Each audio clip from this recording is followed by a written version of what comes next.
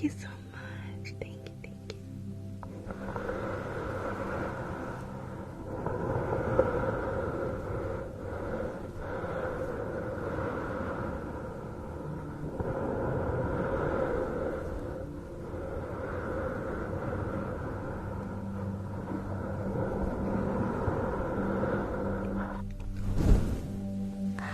Taylor.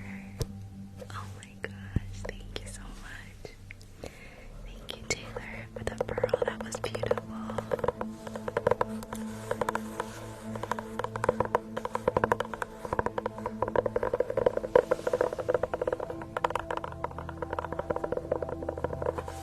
I wanted to say thank you. I think it's Michael, or Michelle, or McCall. I'm not sure exactly how to pronounce the name, but they sent this to me from my wish list, so I just wanted to say thank you so much. With the fireworks, oh my gosh. Thank you so much for the fireworks, thank you.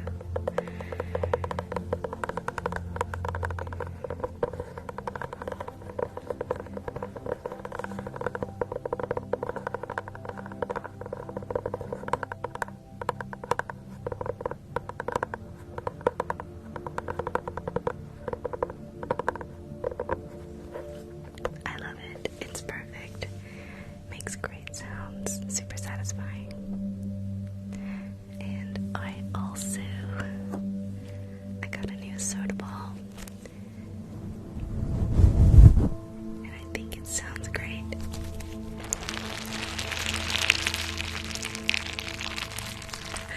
It sounds so good. Ah, thank you.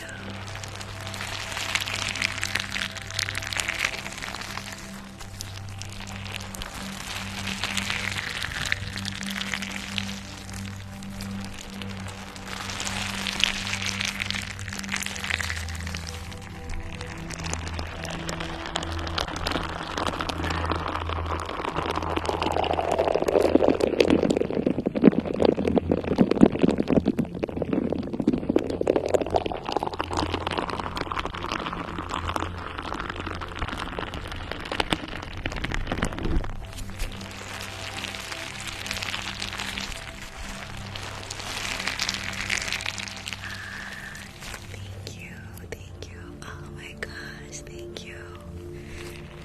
Thank you so much. I haven't gotten any notifications or any donut requests. I don't normally do donut requests because for some reason my phone does never let me know when I get a request. So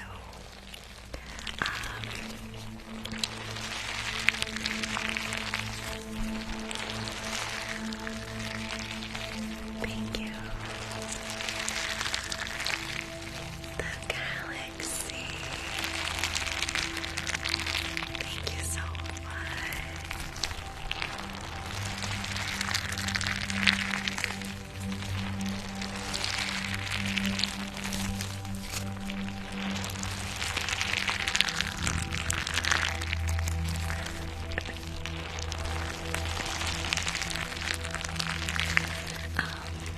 Whoever sent the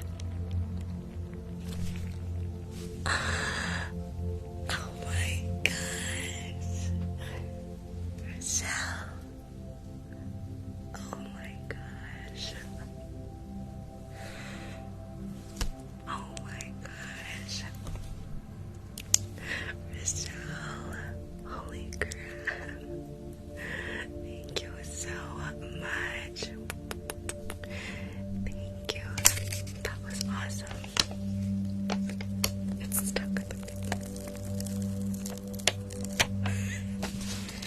Thank you so much. Thank you, thank you, thank you, thank you,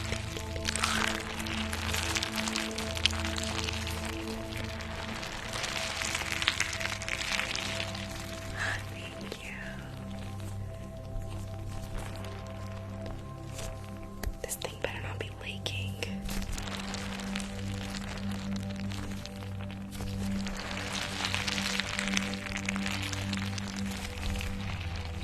I will seriously freak out.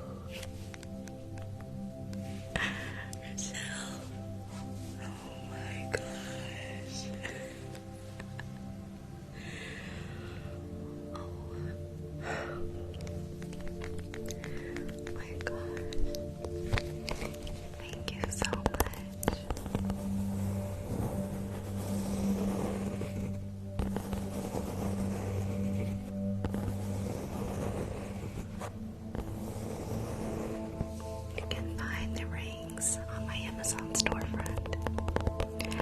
Just click products I use in the link in my bio. Thank you. Thank you so much.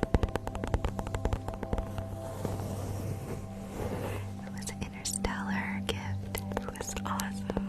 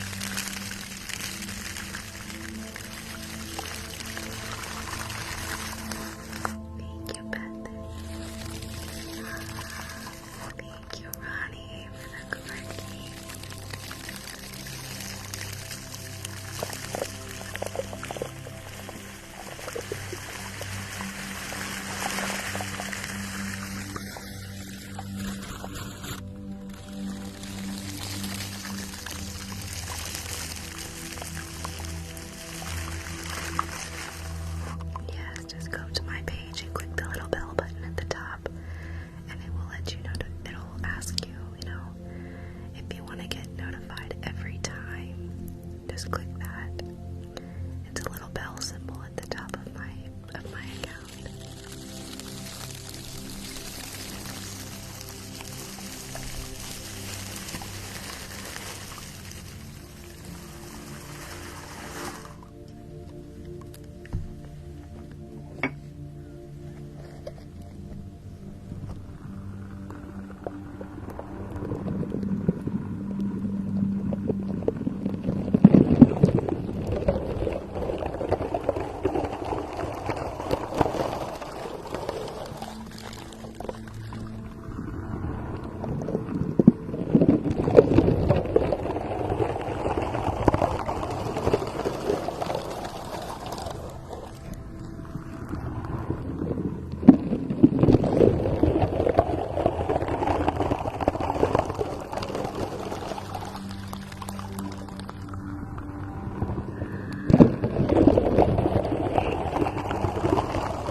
Thank you so much for the rock and roll. Thank you.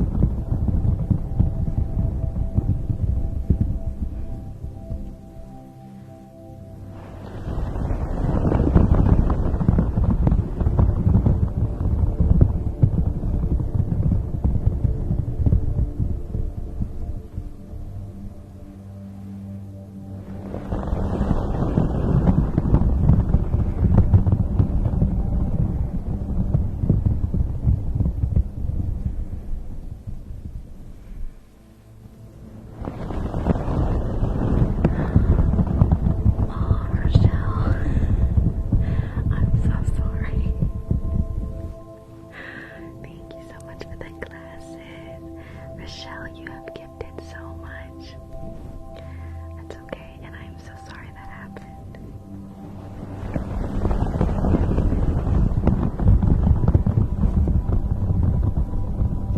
No, that happened to someone else one time. Mateo, Mustang Mateo, he was gifting, and he was gifting like crazy. And then it like, I guess it said no more gifts for you or something. I don't know what it said, but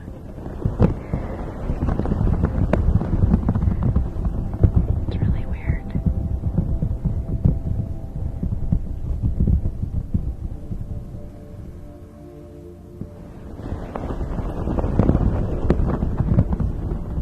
I have no idea.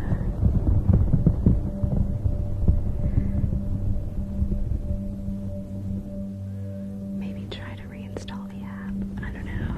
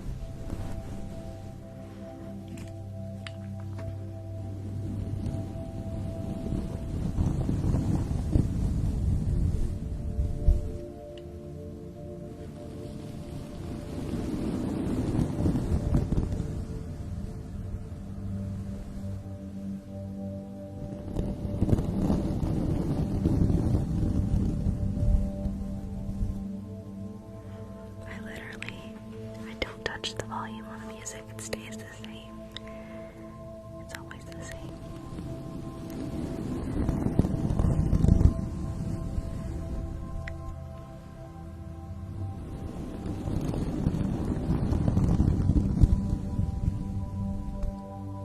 I think it adds to the whole feeling of calmness.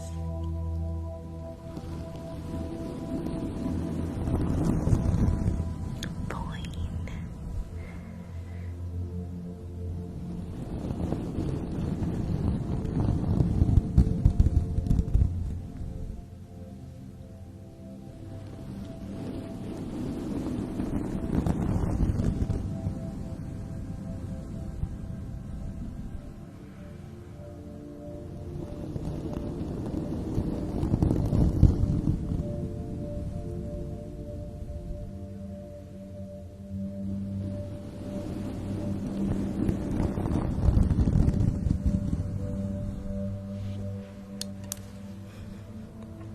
Most of my mods do fall asleep.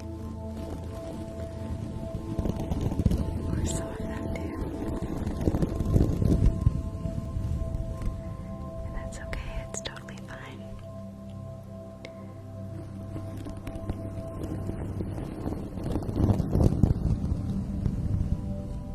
I find that totally a compliment.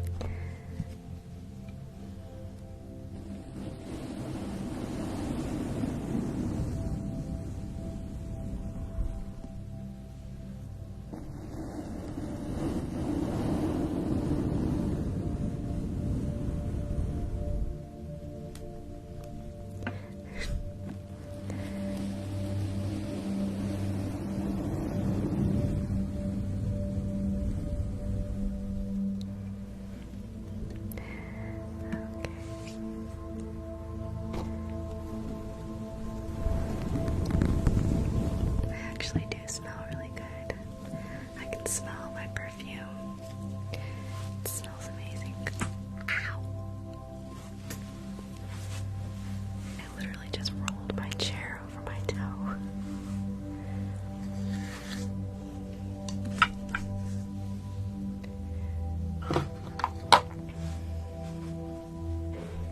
I have like a mix of perfume on right now.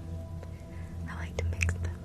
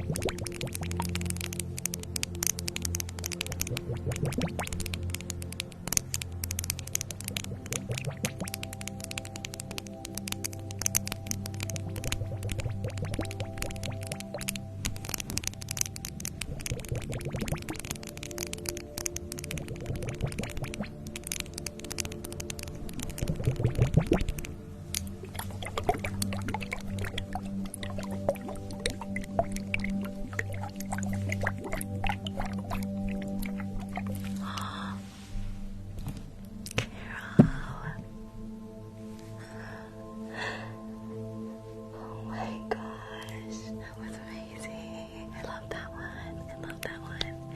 Thank you so much, Carol.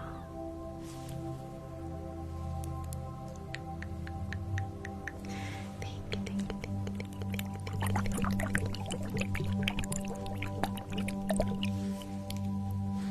thank you, Carol.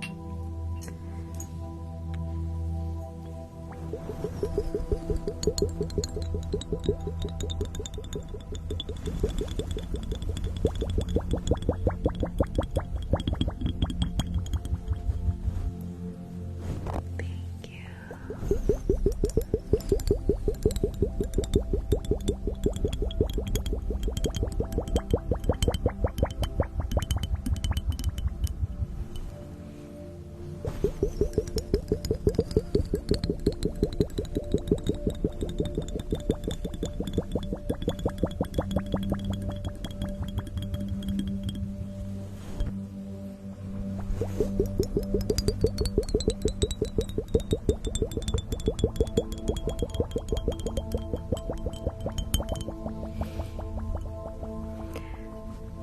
Maybe not my left hand. My left hand's kind of retarded.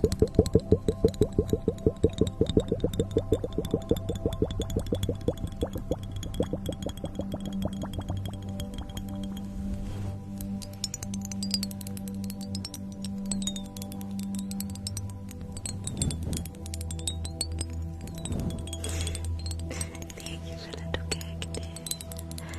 Thank you for the butterfly.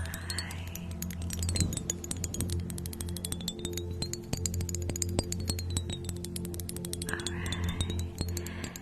Guess what time it is? It's time for beeswax paper.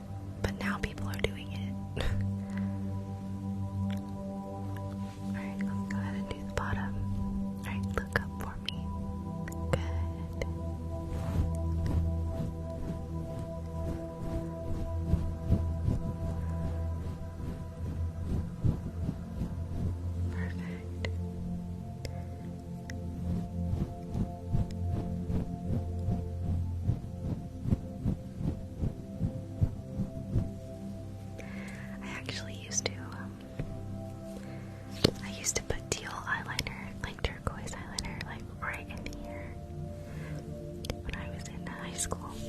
It actually looked kind of cool, but it was very subtle, you know what I mean?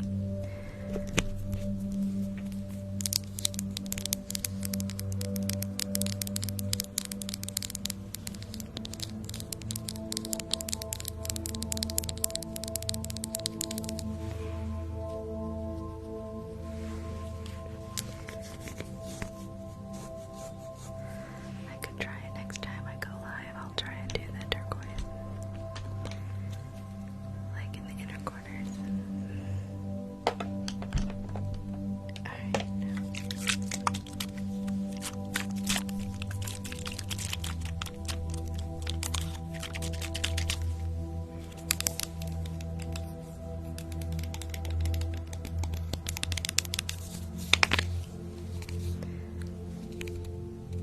Okay, good. And close your eyes. Ready?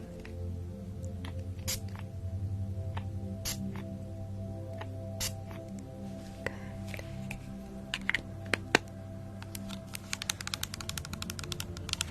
My makeup literally takes me 10 minutes.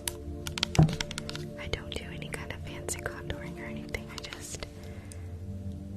I use aloe as primer sometimes instead of the primer, but I put real primer under my eyes and right here and right there and my chin, and then I just do foundation, blush, eyeshadow.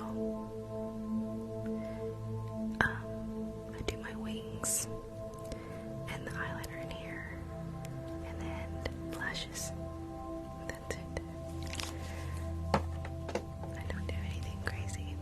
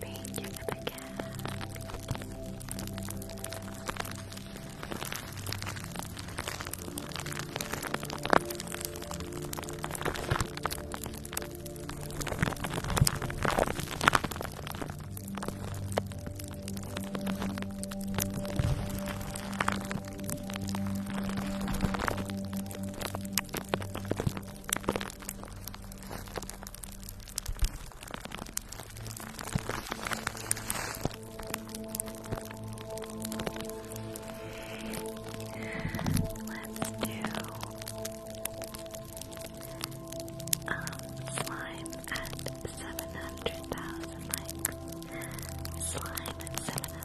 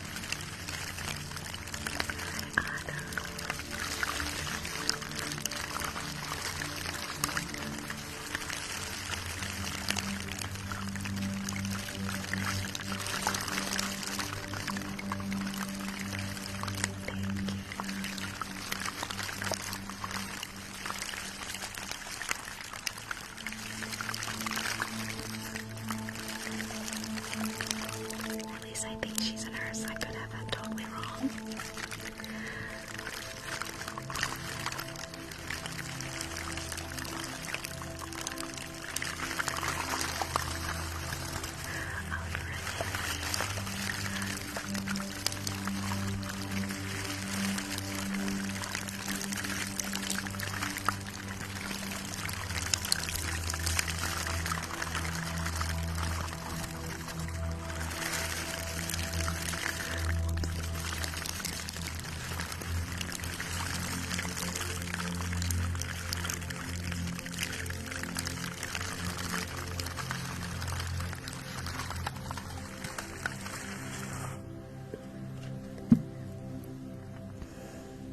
Jellyfish.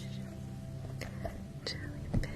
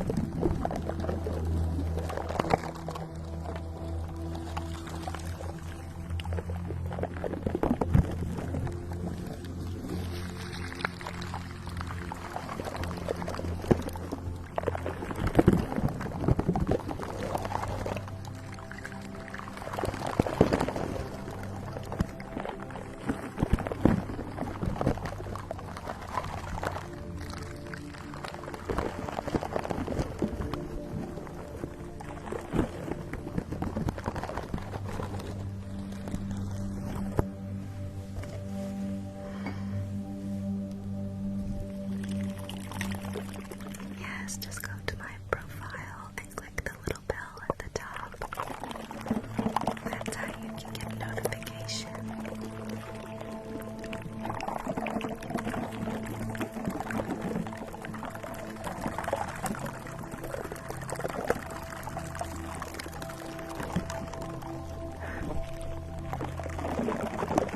I used to do 5 hours, but then I was like, there's no way I can keep this up.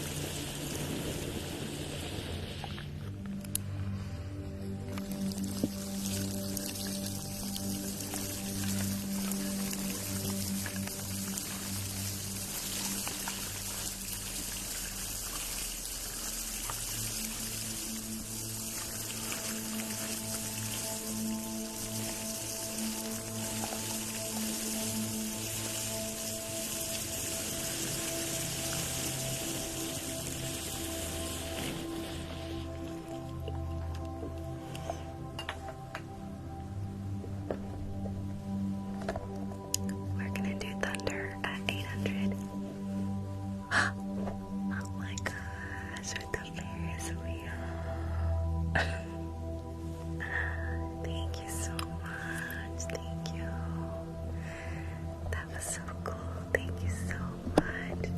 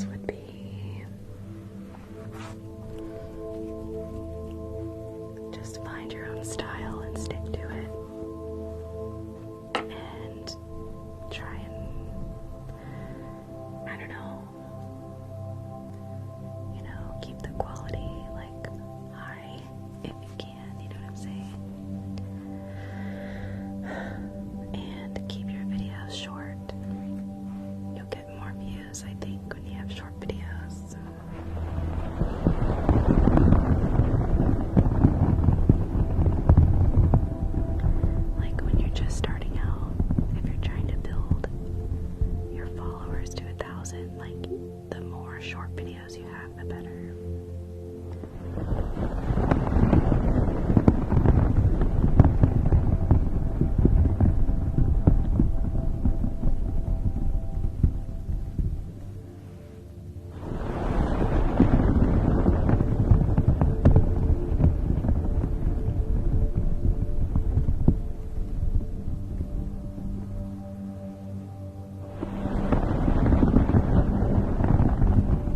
And don't stress yourself out too much about it.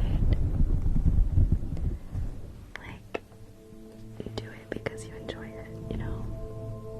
Don't have any expectations from it, because you never know. Like, there's a bug. There's a bug. Here.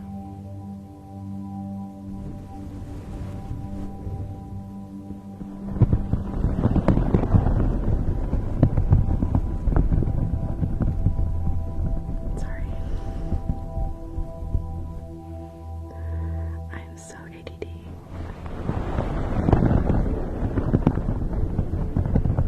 I don't even know what the heck I was saying. There was just a bug. And everything left my mind.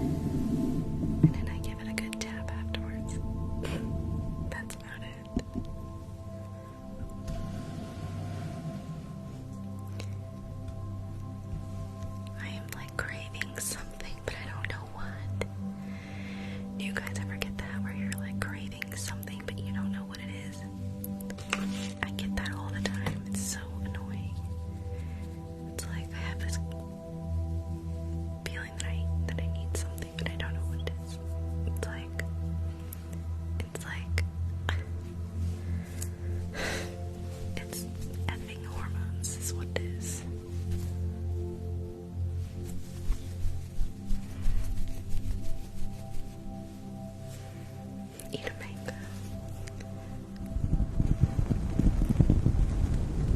Oh my gosh, Fruity Pebbles. I love Fruity Pebbles. You know, when I was a welder, they used to call me Pebbles. I have no idea why, but that was like my nickname. I don't know why they called me Pebbles. It was like so random.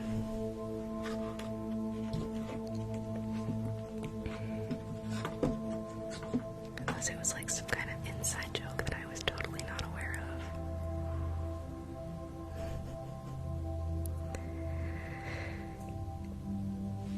Okay. Let's go ahead and do the bloop, bloop, bloop,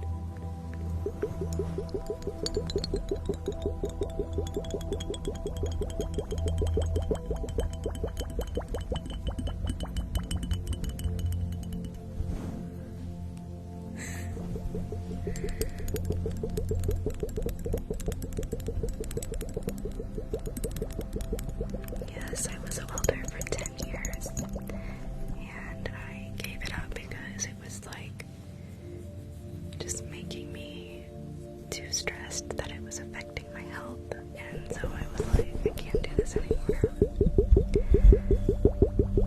I do miss it sometimes though.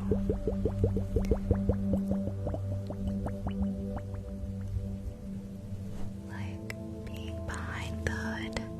When you're behind the hood and you just are in the middle of your weld, it's like you just are completely in a different universe and everything around you just kind of disappears. You know what I mean? I miss that. I miss that. But I don't miss everything else about it.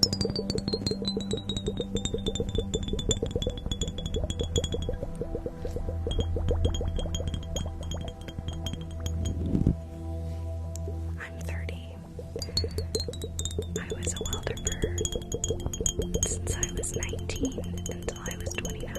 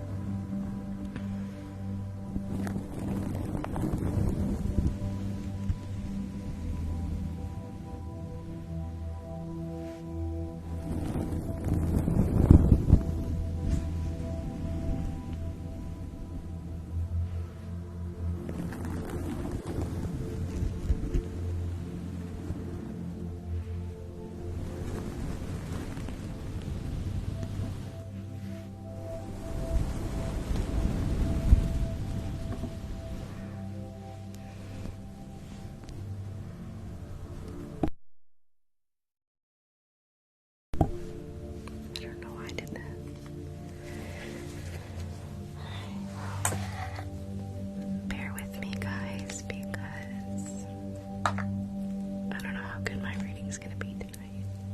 Because I'm kind of spacey.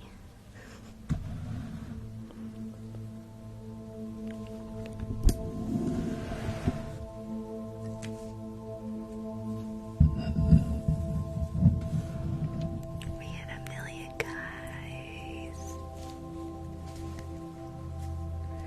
Good job, guys. Oh, I just popped my back. Thank you all so much for the 1,000,000 likes. Thank you, guys.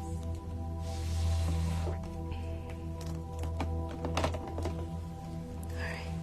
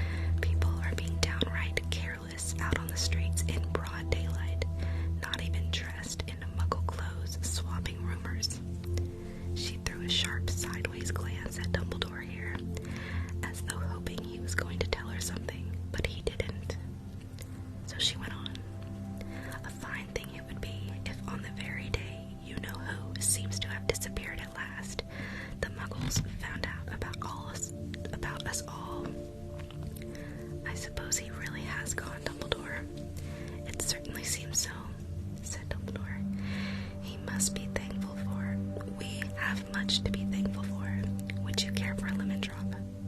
A what? A lemon drop. They're a kind of muggle sweet I'm rather fond of. No thank you, said Professor McGonagall, coldly, as though she didn't think this was the moment for lemon drops. As I say, even if you know who has gone, my dear Professor, surely a sensible person like yourself can tell him by his name, can call him by his name. All this you-know-who nonsense. For 11 years, I've been trying to persuade people to call him by his proper name, Voldemort. Professor McGonagall flinched, but Dumbledore, who was unsticking 2 lemon drops, seemed not to notice. It all gets so confusing if we keep saying you-know-who. I have never seen any reason to be frightened of saying Voldemort's name. I know you haven't, said Professor McGonagall, sounding half exacerbated and half admiring. But you're different. Everyone knows you're the only one. You know who. Oh, all right. Voldemort was frightened of. You flatter me, said Dumbledore calmly. Voldemort had powers I will never have. Only because you're too, well, noble to use them. It's lucky it's dark. I haven't blushed so much since Madame Pomfrey told me she liked my new earmuffs. Professor McGonagall shot a sharp look at Dumbledore and said, the owls are nothing next to the rumors that are flying around. You know what everyone's saying about why he's disappeared, about what finally stopped him.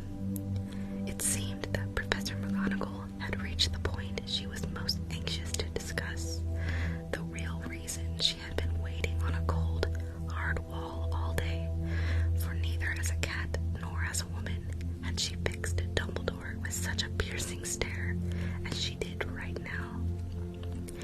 It was plain that whatever everyone was saying, she was not going to believe it until Dumbledore told her it was true. Dumbledore, however, was choosing another lemon drop and did not answer. What they're saying, she pressed on, is that last night Voldemort turned up in Godric's Hollow. He went to find the Potters. The rumor is that Lily and James Potter that they're dead. Dumbledore bowed his head. Professor McGonagall gasped. Lily and James. I can't believe it. I didn't want to believe it. Oh, Albus. Dumbledore reached out and patted her on the shoulder. I know, he said heavily. Professor McGonagall's voice trembled as she went on. That's not all. They're saying he tried to kill the Potter's son, Harry. But he couldn't. He couldn't kill that little boy. No one knows why or how, but they're saying that when he couldn't kill Harry Potter, Voldemort's power somehow broke. That's why he's gone. Dumbledore nodded glumly. It's true, faltered Professor McGonagall. After all he's done, all the people he's killed, he couldn't kill a little boy. It's just astounding. Of all the things to stop him, but how in the name of heaven did Harry survive? We can only guess, said Dumbledore. We may never know. Professor McGonagall pulled out a lace handkerchief and dabbed at her eyes beneath her spectacles. Dumbledore gave a great sniff as he took a golden watch from his pocket and examined it. It was a very odd watch. It had 12 hands but no numbers. Instead, little planets were moving around the edge. It must have made sense to Dumbledore, though, because he put it back in his pocket and said, Hagrid's late. I suppose it was he who told you-know-who. Oh, I'm sorry, no. Hagrid's late. I suppose it was he who told you I'd be here, by the way. Yes, said Professor McGonagall. And I don't suppose you're going to tell me why you're here, of all places. I've come to bring Harry to his aunt and uncle. They're the only family he has now. You can't mean the people who live here, cried Professor McGonagall, jumping to her feet and pointing at number 4. Dumbledore, you can't. I've been watching them all day. You couldn't find 2 his mother all the way up the street, screaming for sweets. Harry Potter, come and live here. It's the best place for him, said Dumbledore firmly. His aunt and uncle will be able to explain everything to him when he's older. I've written them a letter. A letter, repeated Professor McGonagall faintly, sitting back down on the wall. Really, Dumbledore? You think you can explain all this in a letter? These people will never understand him. He'll be famous, a legend. I wouldn't be surprised if today was known as Harry Potter Day in the future. There will be books written about Harry. Every child in our world will know his name. Exactly, said Dumbledore, looking very seriously over the top of his half-moon glasses. It would be enough to turn any boy's head. Famous before he can walk and talk. Famous for something he won't even remember. Can't you see how much better off he'll be growing up away from all that until he's ready to take it? Professor McGonagall opened her mouth, changed her mind, swallowed, and then said, Yes, you're right, of course. But how is the boy getting here, Dumbledore? She eyed his cloak, suddenly as though she thought he might be hiding under Harry underneath it. Hagrid's bringing him. You think it wise to trust Hagrid with something as important as this? I would trust Hagrid with my life, said Dumbledore. I'm not saying his heart isn't in the right place, said Professor McGonagall grudgingly. But you can't pretend he's not careless. He does tend to... What was that? A low, rumbling sound had broken the silence around them. It grew steadily louder as they looked up and down the street for some sign of headlight. It swelled to a roar as they both looked up at the sky, and a huge motorcycle fell out of the air and landed on the road in front of them. If the motorcycle was huge, it was nothing to the man sitting astride it. He was almost twice as tall as a normal man, and at least 5 times as wide. He looked simply too big to be allowed, and so wild, long tangles of bushy black hair and beard hid most of his face. He had hands the size of trash can lids, and his feet in their leather boots were like baby dolphins. In his vast, muscular arms, he was holding a bundle of blankets. Hagrid, said Dumbledore, sounding relieved. At last. And where did you get that motorcycle? Borrowed it, Professor Dumbledore, sir, said the giant, climbing carefully off the motorcycle as he spoke. Young Sirius Black lent it to me. I've got him, sir. No problems, were there? No, sir. House was almost destroyed, but I got him out all right before the muggles started swarming around. He fell asleep as he was flying over Bristol.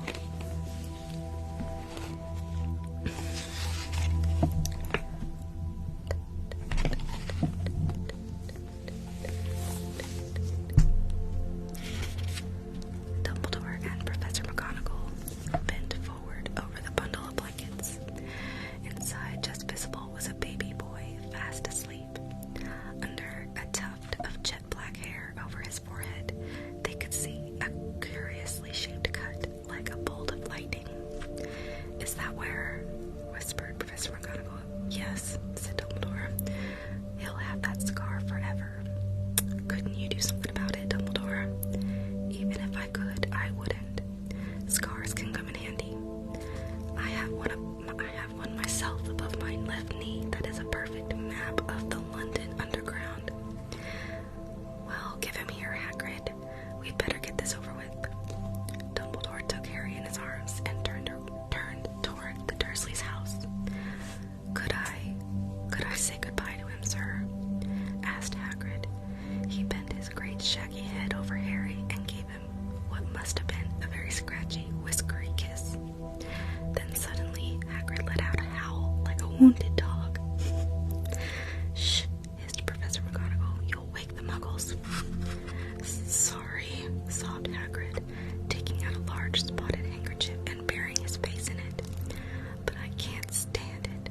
Lily and James dead, and poor little Harry off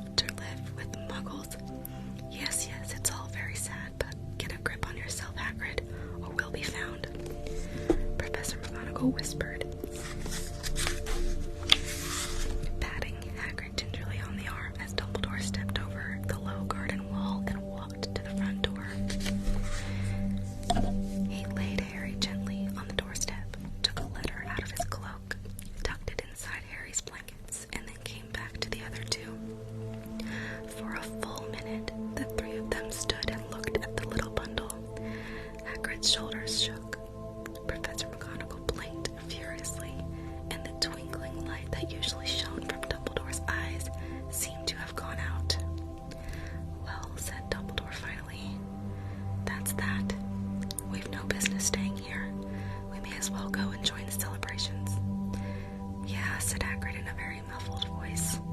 I'd best get this bike away. Good night, Professor McGonagall. Professor Dumbledore, sir.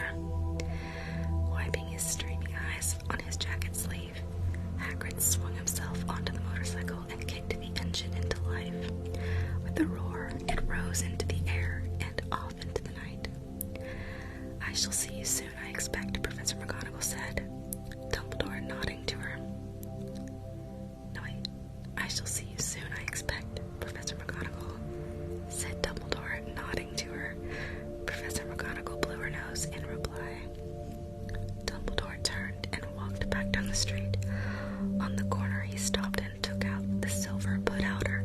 He clicked it once, and 12 balls of light sped back to their street lamps, so that Privet Drive glowed suddenly orange, and he could make out a tabby cat slinking around the corner at the other end of the street. He could just see the bundle of blankets on the step of number 4. Good luck, Harry, he murmured. He turned on his heels, and with a whish of his cloak, he was gone. A breeze ruffled the neat hedges of Privet Drive, which lay silent and tidy under the inky sky, the very last place you would expect astonishing things to happen. Harry Potter rolled over inside his blankets without waking up. One small hand closed on the letter beside him, and he slept on, not knowing he was special, not knowing he was famous, not knowing he would be woken in a few hours' time by Mrs. Dursley's screams as she opened the door and to put out the milk bottles, nor that he would spend the next few weeks being prodded and pinched by his cousin Dudley. He couldn't know that at this very moment, people meeting in secret all over the country were holding up their glasses and saying in hushed voices, "To Harry Potter, the boy who lived." That's chapter 1. Chapter 1 done.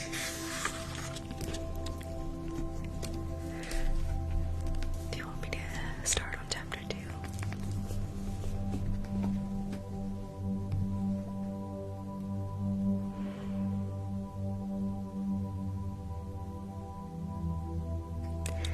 Were y'all just over here chatting the whole time while I was reading?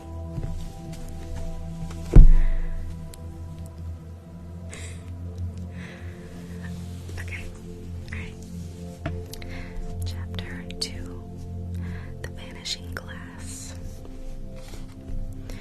Nearly 10 years had passed since the Dursleys had woken up to find their nephew on the front step, but Privet Drive had hardly changed at all. The sun rose on the same tidy front gardens and lit up the brass number 4 on the Dursleys' front door. It crept into their living room, which was almost exactly the same as it had been on the night when Mr. Dursley had seen that fateful news report about the owls. Only the photographs on the mantelpiece really showed how much time had passed.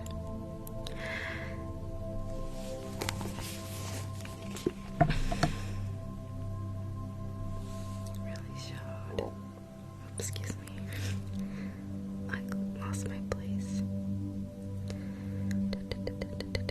Okay.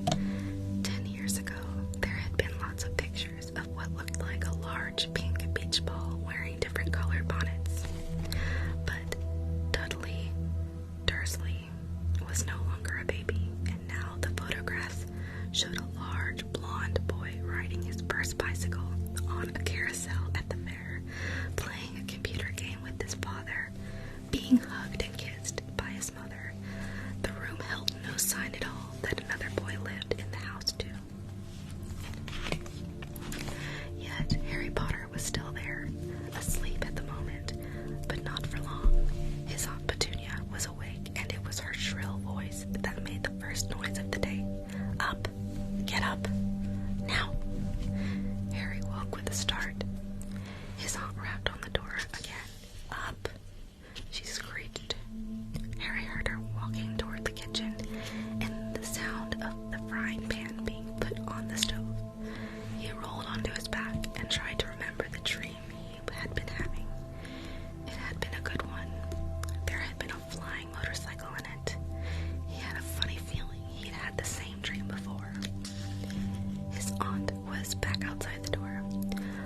up yet?" she demanded. "Nearly," said Harry. "We'll get a move on. I want you to look after the bacon. And don't you dare let it burn. I want everything perfect on Dudley's birthday." Harry groaned. "What did you say?" His aunt snapped through the door. Nothing. Dudley's birthday. How could he have forgotten? Harry got slowly out of bed and started looking for socks. He found a pair under his bed, and after pulling a spider off one of them, put them on. Harry was used to spiders because the cupboard under the stairs was full of them, and that was where he slept. When he was dressed, he went down the hall into the kitchen. The table was almost hidden beneath all Dudley's birthday presents. It looked as though Dudley had gotten the new computer he wanted, not to mention the second television and the racing bike. Exactly why Dudley wanted a racing bike was a mystery to Harry, as Dudley was very fat and hated exercise. Unless, of course, it involved punching somebody. Dudley's favorite punching bag was Harry, but he couldn't often catch him. Harry didn't look at it, but he was very fast. Harry didn't look it, but he was very fast. Perhaps it had something to do with living in a dark cupboard, but Harry had always been small and skinny for his age. He looked even smaller and skinnier than he really was because all he had to wear were old clothes of Dudley's, and Dudley was about 4 times bigger than he was. Harry had a thin face, knobby knees, black hair, and bright green eyes. He wore rounded glasses held together with a lot of Scotch tape because of all the times Dudley had punched him on the nose. The only thing Harry liked about his own appearance was a very thin scar on his forehead. That was shaped like a bolt of lightning. He had had it as long as he could remember, and the first question he could ever remember asking his Aunt Petunia was how he had gotten it. "In the car crash when your parents died," she had said. "And don't ask questions." Don't ask questions. That was the first rule for a quiet life with the Dursleys. Uncle Vernon entered the kitchen as Harry was turning over the bacon. "Comb your hair," he barked. By way of a morning greeting, about once a week, Uncle Vernon looked over the top of his newspaper and shouted that Harry needed a haircut. Harry must have had more haircuts than the rest of the boys in his class put together, but it made no difference. His hair simply grew that way, all over the place.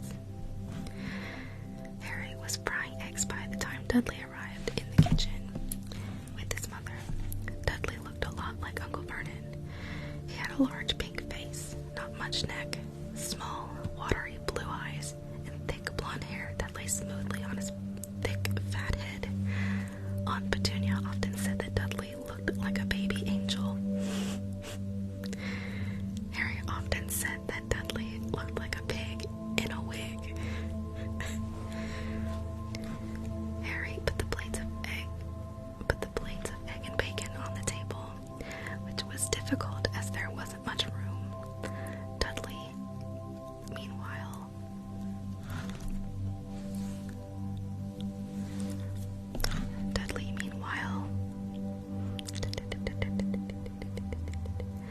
was counting his presents. His face fell. 36, he said, looking up at his mother and father. "That's 2 less than last year." "Darling, you haven't counted Auntie Marge's presents, see? It's here under this big one from Mummy and Daddy." "All right, 37 then," said Dudley, going red in the face. Harry, who could see a huge Dudley tantrum coming on, began wolfing down his bacon as fast as possible in case Dudley turned the table over. Aunt Petunia obviously scented danger, too, because she said quickly, "And we'll buy you another 2 presents while we're out today. How's that, Pumpkin?" Pumpkin. 2 more presents. Is that all right? Dudley thought for a moment. It looked like hard work. Finally, he said slowly,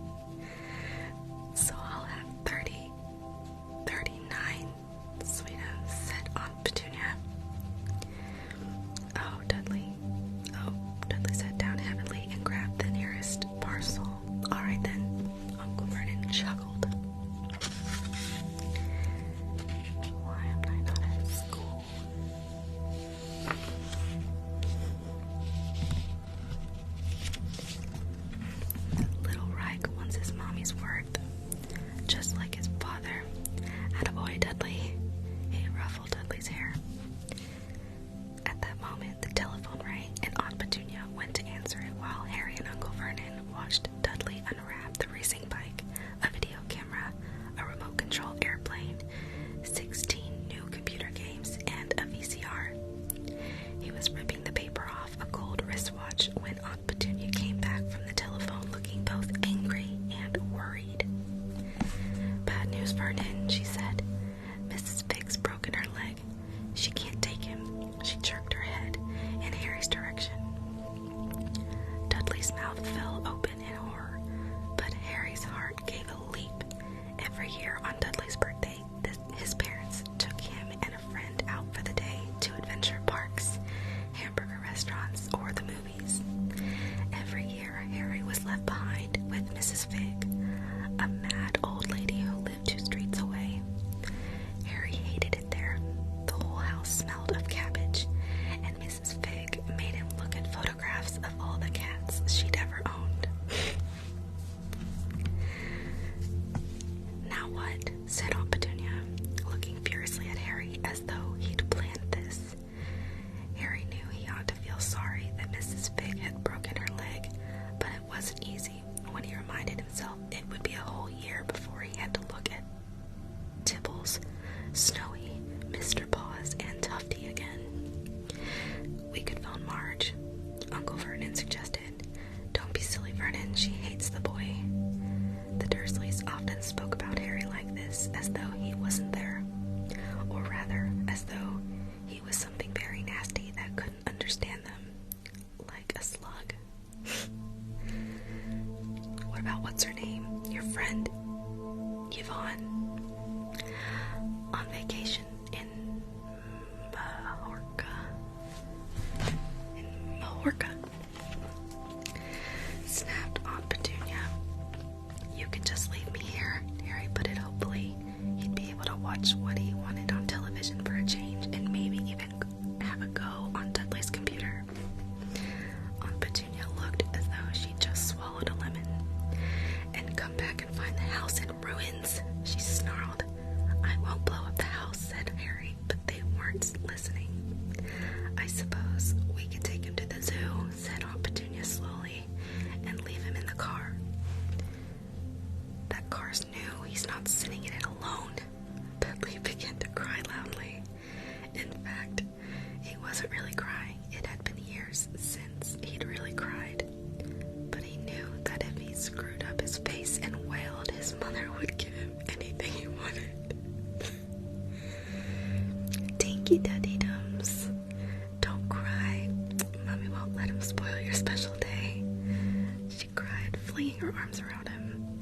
"I don't want him to come," Dudley yelled between huge, pretend sobs. "He always spoils everything."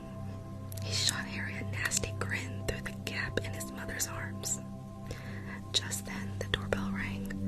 "Oh, good Lord, they're here," said Aunt Petunia frantically. And a moment later, Dudley's best friend, Pierre Polkis, walked in with his mother. Pierre was a scrawny boy with a face like a rat. He was usually the one who held people's arms behind their backs while Dudley hit them. Dudley stopped pretending to cry at once. Half an hour later, Harry, who couldn't believe his luck, was sitting in the back of the Dursleys' car with Pierre and Dudley. On the way to the zoo for the first time in his life. His aunt and uncle hadn't been able to think of anything else to do with him, but before they left, Uncle Vernon had taken Harry aside. "I'm warning you," he'd said, putting his large purple face right up close to Harry's. "I'm warning you now, boy,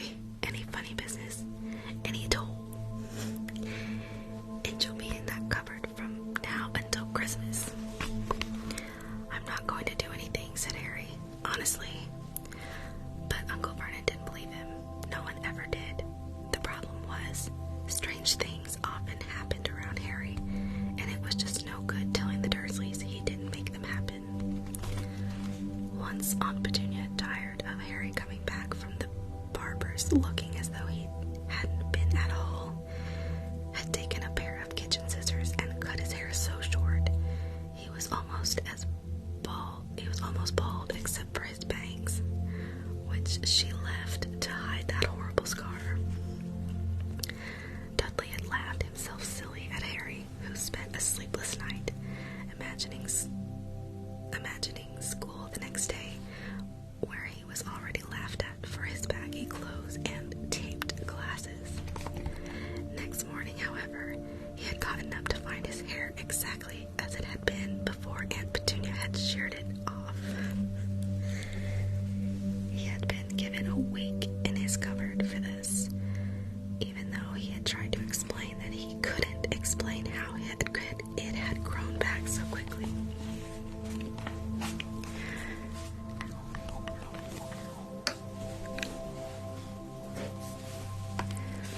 Another time, Aunt Petunia had been trying to force him into a revolting old sweater of Dudley's, brown with orange puffballs.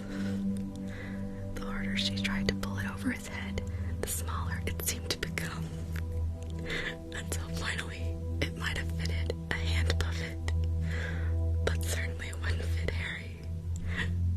That's funny. They should have put that in the movie. Aunt Petunia had decided it must have shrunk in the wash, and to his great relief, Harry wasn't punished. On the other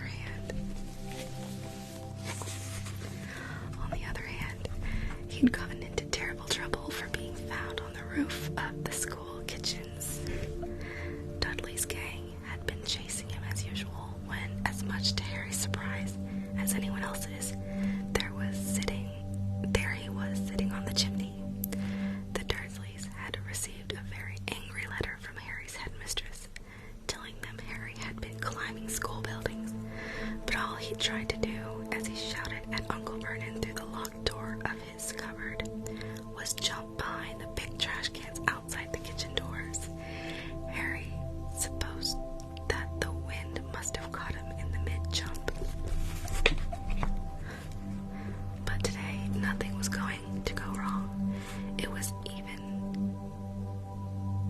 even worth being with Dudley and Pierre to be spending the day somewhere that wasn't school, his cupboard, or Mrs. Pig's cabbage-smelling living room. While he drove, Uncle Vernon complained to Aunt Petunia. He liked to complain about things, people at work. Harry, the council, Harry, the bank, and Harry were just a few of his favorite subjects. This morning it was motorcycles, roaring along like maniacs. The young hoodlums, he said, as a motorcycle overtook them.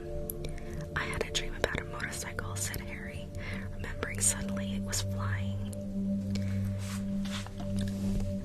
Uncle Vernon nearly crashed into the car in front.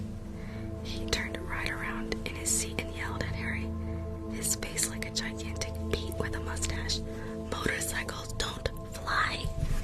Dudley and Pierre snickered.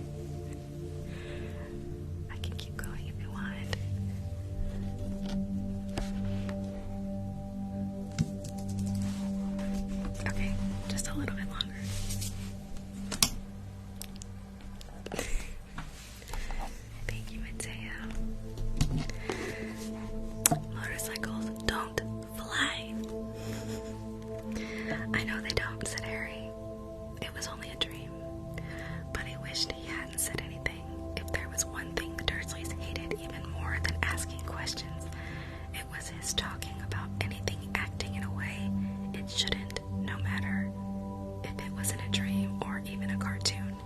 They seemed to think he might get dangerous ideas. It was a very sunny Saturday, and the zoo was crowded with families. The Dursleys bought Dudley and Pierre large chocolate ice creams at the entrance, and then because the smiling lady in the van had asked Harry what he wanted before they could hurry him away, they bought him a cheap lemon ice pop.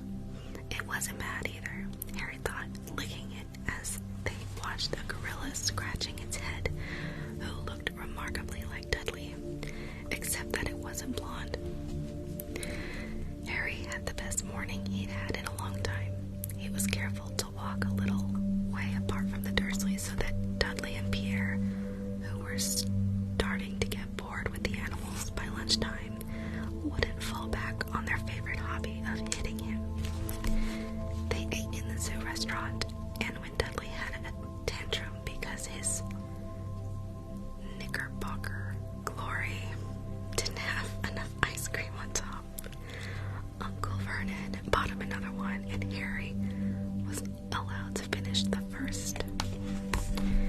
Harry felt afterward that he should have known it was all too good to last.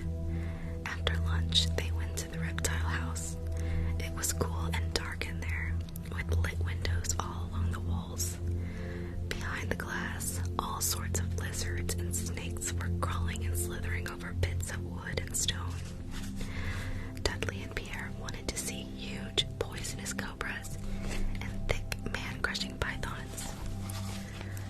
Dudley quickly found the largest snake in the place. It could have wrapped its body twice around Uncle Vernon's car and crushed it into a trash can. Whoa. But at the moment, it didn't look in the mood. In fact, it was fast asleep.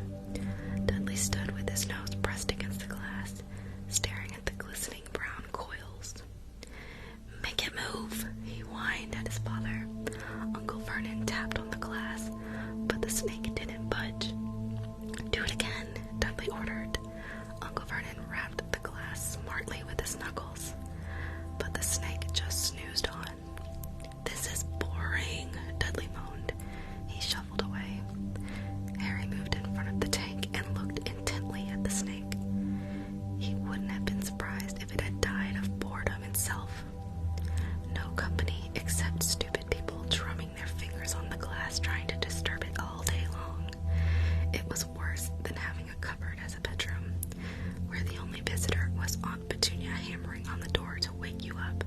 At least he got to visit the rest of the house. The snake suddenly opened its beady eyes, slowly, very slowly.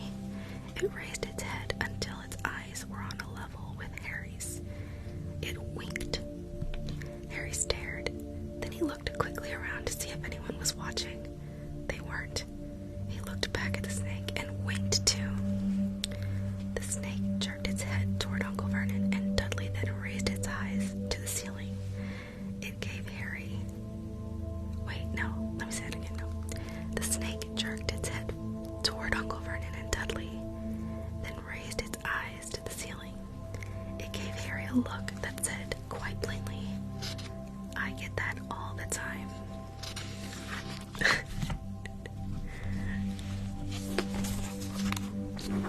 "I know," Harry Potter murmured through the glass, though he wasn't sure the snake could hear him. "It must be really annoying." The snake nodded vigorously. "Where do you come from anyway?" Harry asked. The snake jabbed its tail at a little sign next to the glass. Harry peered at it. "Boa constrictor, Brazil." "Was it nice there?" The boa constrictor jabbed its tail at the sign again, and Harry read on. "This specimen was bred in the zoo." "Oh, I see. So you've never been to Brazil?" As the snake shook its head, a deafening shout behind Harry made both of them jump. "Dudley! Mr. Dursley! Come and look at this snake. You won't believe what it's doing." Dudley came waddling toward them as fast as he could. "Out of the way, you," he said, punching Harry in the ribs. Caught by surprise, Harry fell hard on the concrete floor. What came next, half happened so fast. No one saw it coming. No one saw how it happened. 1 second, Pierre and Dudley were leaning right up close to the glass. The next, they had leaped back with howls of horror. Harry sat up and gasped. The glass front of the boa constrictor's tank had vanished. The great snake was uncoiling itself rapidly, slithering out onto the floor. People throughout the reptile house screamed and started running for the exits. As the snake slid swiftly past him, Harry could have sworn a low hissing voice said, "Brazil, here I come." Thanks, amigo. That's great. The keeper of the reptile house was in shock. But the glass, he kept saying, where did the glass go? The zoo director himself made Aunt Petunia a cup of strong, sweet tea while he apologized over and over again. Pierre and Dudley could only give her. As far as Harry had seen, the snake hadn't done anything except snapped playfully at his heels as it passed. But by the time they were all back in Uncle Vernon's car, Dudley was telling them how it had nearly bitten off his leg, while Pierre was swearing it had tried to squeeze him to death. But worst of all, for Harry at least, was Pierre calming down enough to say, "Harry was talking to it, weren't you, Harry?" Uncle Vernon waited until Pierre was safely out of the house before starting on Harry. He was so angry he could hardly speak. He managed to say, "Go, cupboard, stay, no meals," before he collapsed into a chair and Aunt Petunia had to run and get him a large brandy.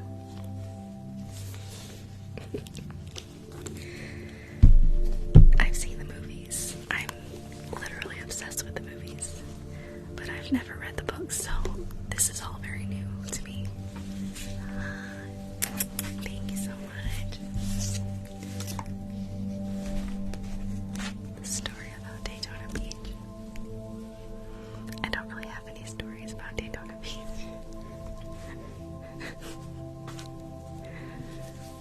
Thank you for the butterfly.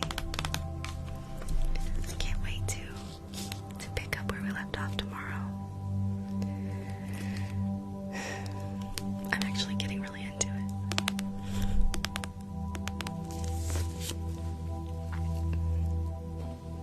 And I'm sorry about my mess ups and stuttering and things. It's been so long since I've done any reading whatsoever. Top Gun Maverick. I don't know what that is. What does Top Gun Maverick mean?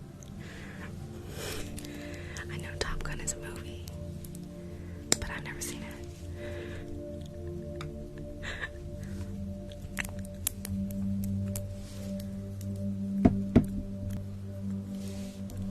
Thank you. Thank you so much. Oh, it's the new movie. Thank you.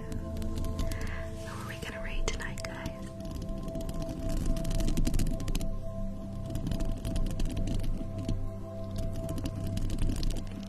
I hope you guys liked that. I always feel so awkward when I do it.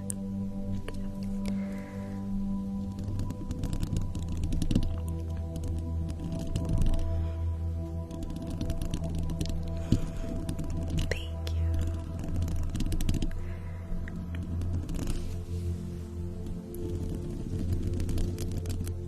We already rated Noah. And we rated Molly Bay last night.